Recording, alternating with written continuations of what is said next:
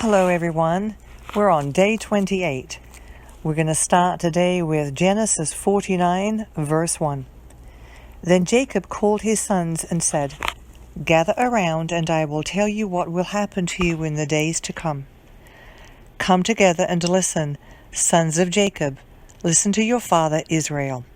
Reuben, you are my firstborn, my strength, and the first fruits of my virility. Excelling in prominence, excelling in power, turbulent as water, you will no longer excel, because you got into your father's bed and you defiled it. He got into my bed.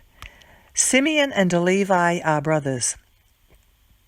Their knives are vicious weapons. May I never enter their council, may I never join their assembly, for in their anger they kill men, and on a whim they hamstring oxen. Their anger is cursed, for it is strong, and their fury, for it is cruel. I will disperse them throughout Jacob, and scatter them throughout Israel. Judah, your brothers will praise you. Your hand will be on the necks of your enemies. Your father's sons will bow down to you. Judah is a young lion. My son, you return from the kill. He crouches, he lies down like a lion, and like a lioness who wants to rouse him. The scepter will not depart from Judah, or the staff from between his feet, until he whose right it is comes and the obedience of the peoples belong to him. He ties his donkey to a vine, and the colt of his donkey to the choice vine. He washes his clothes in wine, and his robes in the blood of grapes. His eyes are darker than wine, and his teeth are whiter than milk. Zebulun will live by the seashore, and will be a harbor for ships, and his territory will be next to Sidon. Issachar is a strong donkey, lying down between the saddlebags. He saw that his resting place was good, and that the land was pleasant. So he leaned his shoulder to bear a load, and became a forced laborer. Dan will judge his people as one of the tribes of Israel. He will be a snake by the road, a viper by the path, that bites the horse's heels, so that its rider falls backwards. I wait for your salvation, Lord. Gad will be attacked by marauding bands, but he will attack their heels. Asher's food will be rich, and he will produce royal delicacies. Nephalti is a doe set free that bears beautiful fawns. Joseph is a fruitful vine beside a spring. Its branches climb over the wall. The archers attacked him, shot at him, and were hostile toward him. Yet his bow remained steady, and his strong arms were made agile, by the hands of the mighty one of Jacob. By the name of the shepherd, the rock of Israel, by the God of your father who helps you, and by the Almighty who blesses you, with blessings of the heavens above, blessings of the deep that lies below, and blessings of the breasts and the womb. The blessings of your father excel the blessings of my ancestors and the bounty of the eternal hills. May they rest on the head of Joseph, on the crown of the prince of his brothers. Benjamin is a wolf. He tears his prey. In the morning he devours the prey, and in the evening he divides the plunder. These are the tribes of Israel, 12 in all, and this was what their father said to them. He blessed them, and he blessed each one with a suitable blessing. Then he commanded them, I am about to be gathered to my people. Bury me with my fathers in the cave in the field of Ephron the Hittite. The cave is in the field of Machipal, near Mamre, in the land of Canaan. This is the field Abraham purchased from Ephron the Hittite as a burial site. Abraham and his wife Sarah are buried there. Isaac and his wife Rebekah are buried there. And I buried Leah there. The field and the cave in it were purchased from the Hittites. When Jacob had finished instructing his sons, he drew his feet into the bed and died. He was gathered to his people. Day 28, Genesis 50. Then Joseph, leaning over his father's face, wept and kissed him. He commanded his servants who were physicians to embalm his father, so they embalmed Israel.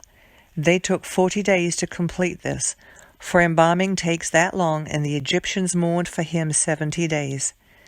When the days of mourning were over, Joseph said to Pharaoh's household, "If I have found favor with you, please tell Pharaoh that my father made me take an oath, saying, 'I am about to die.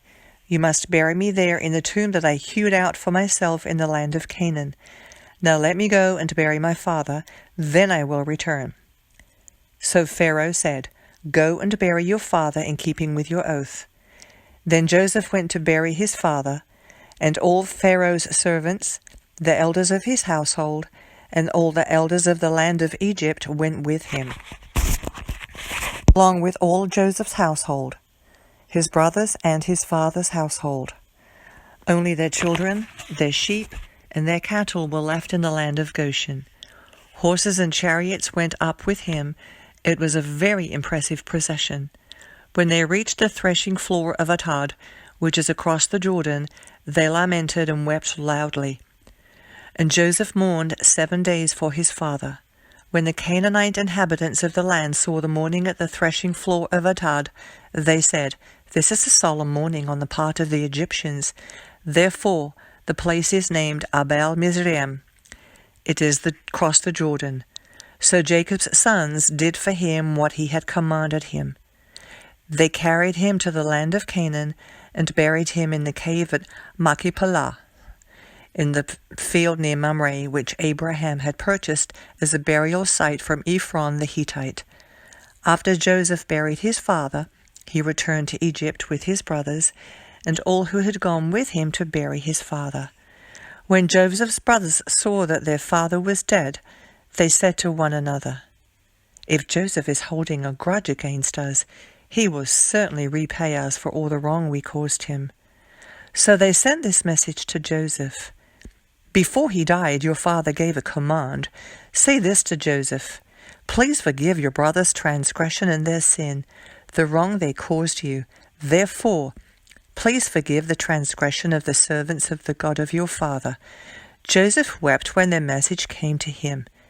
Then his brothers also came to him, bowed down before him, and said, "We are your slaves." But Joseph said to them, "Don't be afraid. Am I in the place of God?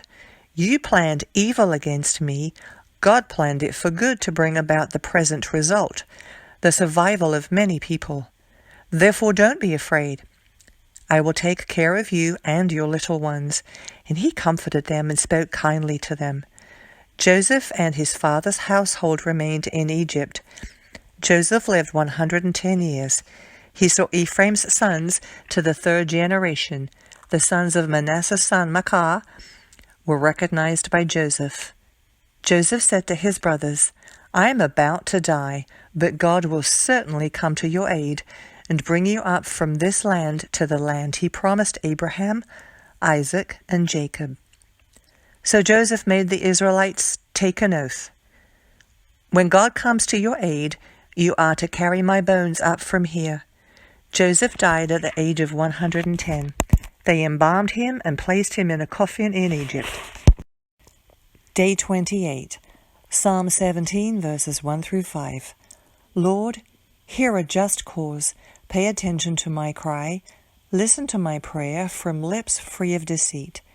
Let my vindication come from you, for you see what is right. You have tested my heart. You have visited by night. You have tried me and found nothing evil. I have determined that my mouth will not sin concerning what people do by the word of your lips. I have avoided the ways of the violent. My steps are on your paths. My feet have not slipped. Proverbs 3, verses 21 through 24. Maintain your competence and discretion. My son, don't lose sight of them. They will be life for you and adornment for your neck. Then you will go safely on your way. Your foot will not stumble. When you lie down, you will not be afraid. You will lie down, and your sleep will be pleasant. Matthew chapter 18, verses 10 through 35. See that you don't look down on one of these little ones, because I tell you that in heaven their angels continually view the face of my Father in heaven. For the Son of Man has come to save the lost. What do you think? If a man has 100 sheep, and one of them goes astray, won't he leave the 99 on the hillside and go search for the stray? And if he finds it, I assure you, he rejoices over that sheep more than over the 99 that did not go astray. In the same way, it is not the will of your Father in heaven that one of these little ones perishes. If your brother sins against you, go and rebuke him in private. If he listens to you, you have won your brother. But if he won't listen, take 1 or 2 more with you, so that by the testimony of 2 or 3 witnesses, every fact may be established. If he pays no attention to them, tell the church. But if he doesn't pay attention even to the church, let him be like an unbeliever and a tax collector to you. I assure you, whatever you bind on earth is already bound in heaven, and whatever you loose on earth is already loosed in heaven. Again, I assure you, if 2 of you on earth agree about any matter that you pray for it, it will be done for you by my Father in heaven. For where 2 or 3 are gathered together in my name, I am there among them. Then Peter came to him and said, Lord, how many times could my brother sin against me, and I forgive him? As many as 7 times? I tell you, not as many as 7, Jesus said to him, but 70 times 7. For this reason, the kingdom of heaven can be compared to a king who wanted to settle accounts with his slaves. When he began to settle accounts, one who owed him 10,000 talents was brought before him. Since he had no way to pay it back, his master commanded that he, his wife, his children, and everything he had be sold to pay the debt. At this the slave fell face down before him and said, Be patient with me, and I will pay you everything. Then the master of that slave had compassion, released him, and forgave him the loan. But that slave went out and found one of his fellow slaves who owed him 100 denarii. He grabbed him, started choking him, and said, Pay what you owe. At this, his fellow slave fell down and began begging him, Be patient with me, and I will pay you back. But he wasn't willing. On the contrary, he went and threw him into prison until he could pay what was owed. When the other slaves saw what had taken place, they were deeply distressed and went and reported to their master everything that had happened. Then, after he had summoned him, his master said to him, You wicked slave, I forgave you all that debt because you begged me. Shouldn't you also have had mercy on your fellow slave as I had mercy on you? And his master got angry and handed him over to the jailers until he could pay everything that was owed.